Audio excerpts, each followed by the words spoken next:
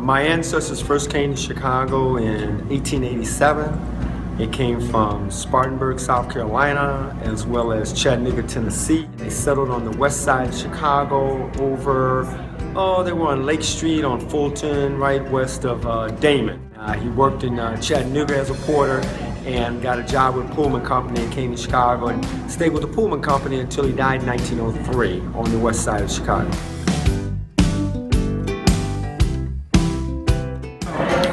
Billingham grandparents were married in 1915 in Rockford. My grandfather worked for the Railway Mail, which ran from Dubuque, Iowa to Chicago, Illinois and back. So when his shift was over, he had to catch another train from Chicago to Rockford.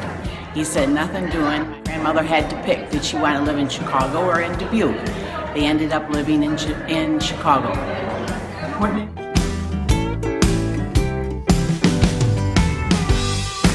My mother's grandparents came from Sweden in about 1887 and 88, and my father's parents came in the early 1800s. Both of them came to Chicago, both groups came to Chicago and settled in near North Side. That's where I was brought up too, just by Wrigley Field. And I'm just really getting into looking into the Chicago history part. Done a lot of research in Sweden. And now I'm really starting to look at the Chicago records, see if I can nail down who they were with and all the children.